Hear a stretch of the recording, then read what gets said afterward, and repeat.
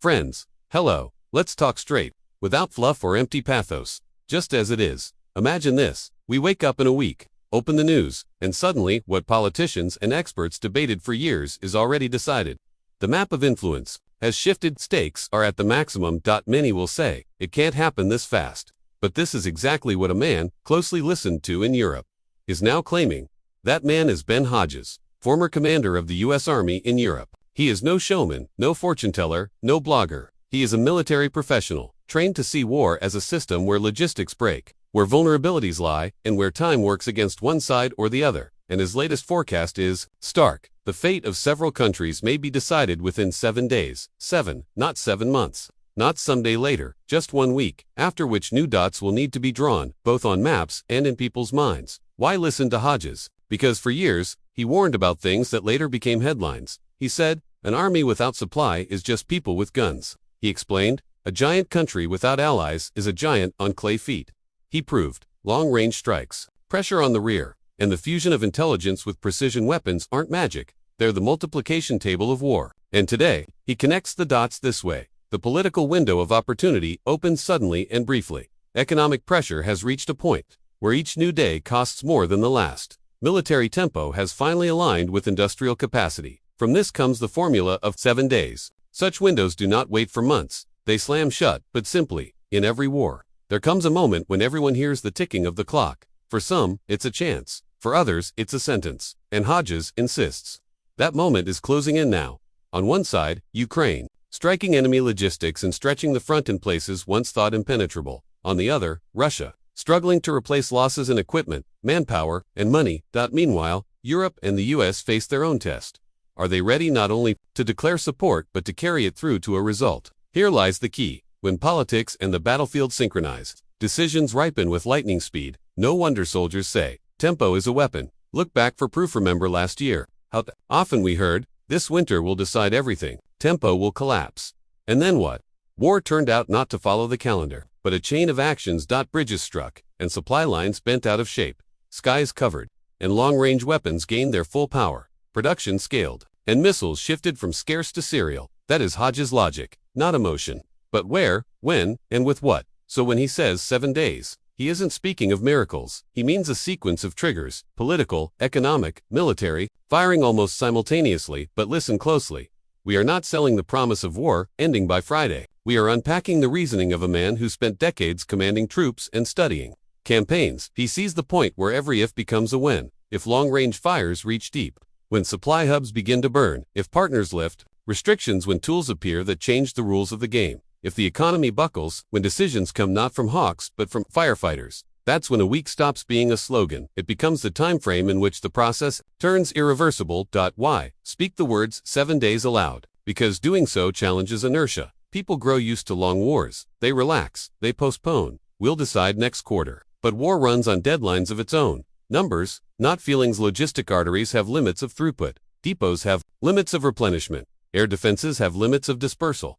When these curves converge, a corridor of events opens. Enter it, and an avalanche begins. Miss it, and you sink back into months of stalemate. And Hodges says, that corridor is open now. This is no promise of peace tomorrow. It is a hard warning. Now is not the moment to stop. Friends, be honest. Do you hear the ticking? Not in faith, but in facts. Strikes are more frequent. Capital's rhetoric is shifting. Negotiations grow sharper. Agreements, once taboo, are suddenly real. Look how fast positions change. What yesterday was too risky is already happening today. Time itself is a resource. Used wisely, it robs even a bigger enemy of initiative. That's why Hodges' words ring like a signal. This isn't fear-mongering. This isn't hype. This is a sober call. Windows of opportunity don't last forever. If you feel the weight of this moment, drop a plus in the comments and tell me which scenario you see as most likely. Because in the next block, we'll break it down step by step. What happens to Ukraine? How will Russia react? What will the US and Europe do? And why each of these 7 days could ignite an entire chain of decisions. Don't go anywhere. We're just getting started. Would you like me to also rewrite the Ukraine-focused part about strikes on logistics, national morale, and flexible command in this same punchy, high CTR style? For Moscow, it's critical that Europe and the US appear tired and divided. But if within just 1 week, they demonstrate unity and synchronization, then Russia loses its main trump card, playing for time. The Kremlin understands. The longer the war drags on, the greater the chance the West will fracture. But if Hodges is right, and within a short span there's a real turning point, then the whole strategy of delay loses meaning. Many of you might ask, can Russia counter this within that same week? Formally, yes. It can increase pressure, announce another round of mobilization, throw out loud threats. But in reality, that would be reaction, not initiative. And a war where you're always playing catch-up is already half lost. This is exactly what, in Hodges' view, the Kremlin should fear most. Think about it. If in just 7 days the enemy loses control over supply lines, faces breakdowns on the front line, and at the same time feels mounting pressure at home, then this isn't just a week.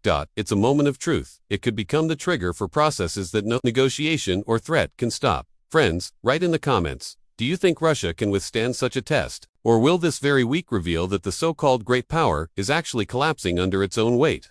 And next, we'll break down the role of the US, why it's also critical for Washington to use these 7 days wisely, and how America itself can influence the outcome of this race against time. Let's talk about the United States. When Hodges says there are 7 days that can decide everything, he doesn't just mean the front line, he means Washington's reaction. America is the engine that fuels the entire system of support for Ukraine. If the engine runs smoothly, everything moves forward. If it stalls for even a couple of days, the whole coalition starts to sputter. What do we see right now? The US is at a point where political debates and real decisions are beginning to align. Yes, American politics is noisy. Democrats and Republicans fight. Elections are near. But behind the scenes, something else is happening. Industry is spinning up. Factories are running 3 shifts. New contracts are being signed faster than before. That's the signal. Despite internal disputes, the system is preparing for a long game, and in the short window of opportunity, these very 7 days, the US can hit the gas and prove that support will be action, not just words. The military, side American intelligence and technology, are what turn Ukraine's army into a force with eyes everywhere. Satellites, drones, communications systems, software for coordination. All of this lets Ukraine act faster, more accurately. And if within this week Washington decides to deliver another package of such tools, the front will feel the difference immediately. The war stops being blind and fumbling in the dark. It becomes high-tech, where every enemy move is tracked and anticipated. The psychological factor. The US has long been the guarantor of global stability. For Washington, it's crucial not to lose that role. If it shows hesitation, it's a gift to the Kremlin and a dangerous signal to allies. But if America shows determination within these 7 days, it strengthens not just the military front, but also the political one.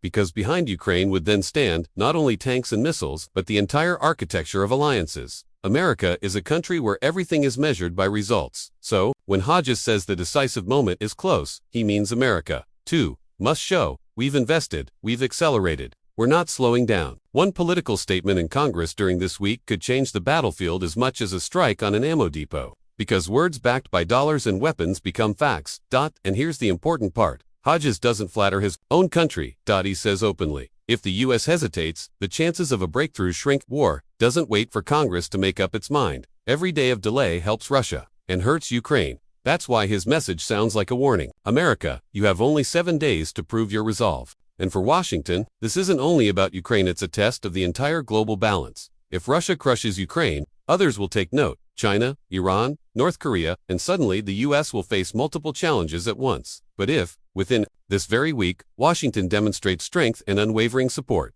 then the world will receive a different lesson. America is still in the game, and that must be respected. Friends, write in the comments. Do you think the US has the resolve to go all in now, or will politics stall the clock and close this window of opportunity again? This is not just Ukraine's question. This is about the entire architecture of global security.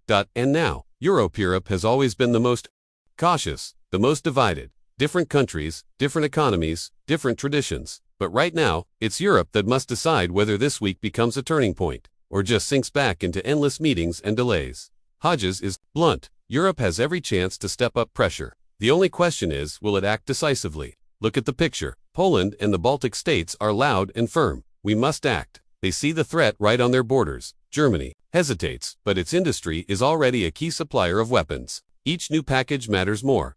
France likes to mediate, but even their voices grow louder, without real pressure on the Kremlin. This war won't end. Italy, Spain, the Netherlands, they have their fears, but they're still part of the process. And here's the key point. Europe must stop pretending it still has time to think. TID. Allies want results. They must synchronize, align decisions, move at one pace. because every week of hesitation gives Russia room to restore supply lines. To gain a pause for diplomatic pressure, economically, Europeans already feel the pain. Gas prices, electricity bills, fuel, trade disruptions. Governments fear new sanctions will spark protests. But the truth is, delays only make the final cost bigger. The sooner Europe acts decisively, the cheaper it will be in the long run. That, too, is part of the 7-day logic. Invest now, or pay far more tomorrow. There's also unity. Moscow has always played the game of dividing Europe. Cheap gas here, lucrative contracts there, intimidation somewhere else. But today, the Kremlin's leverage is shrinking. If, in this 1 week, Europe proves it can speak with one voice, it will strike a mortal blow to Russia's whole strategy. Let's be honest, Europe often frustrates with its caution, lots of words, little action. But right now, it has a chance to show it can be more than just a market and a bureaucracy. It can be a real political force. One decision this week that can't be rolled back. New sanctions, new aid packages, new military programs, and together they can trigger an avalanche effect. Friends, what do you think? Can Europe pass this test of 7 days? Do you believe in its unity, or will every country once again pull the blanket over itself? This matters too much to ignore, and it's why Hodges speaks not in years, but in weeks. And now, the conclusion web, broken down: Ukraine, Russia, the US, and Europe. Each has strengths and weaknesses, fears and opportunities, but there's one thing uniting them all: time. And right now, time itself has become the main weapon. Hodges said it clearly. The fate of these countries can be decided in just 7 days. 7 short, fateful days that could change the map of the world and the course of history. And here, I want to speak directly to you. Everything we've discussed isn't just analytics, it's the reality we live in. Every comment, every reaction. In the information space, it matters. Politicians watch, and they take note of public mood. So, let's send a signal together. Write in the comments a simple but powerful phrase: I am for peace. Let as many people as possible see it. Let it spread into feeds, into trends. Let it be noticed not only by viewers, but by decision makers. When politicians see thousands of identical comments, they understand. This is not random. This is the voice of society. Think about it. If under this video there appear hundreds, even thousands of phrases, I am for peace, it becomes a digital rally. No shouting, no posters, but no less powerful. This is our way to show people are tired of war. They want determination, not endless excuses. Society is ready to support those who act, not those who hide. Friends, let's test how strong and united we really are, right? I am for peace right now. Share this video with friends, colleagues, family. Let everyone leave their mark. The more such comments, the greater the chance this signal reaches the places where decisions are made. Let them see in Washington, in Brussels, in Kyiv, and even in Moscow. People demand peace. And remember, history is not only made on battlefields or in offices, it is also made by our words. Today, we have a chance in just 1 week to show that we are millions. And we say one thing: we are for peace.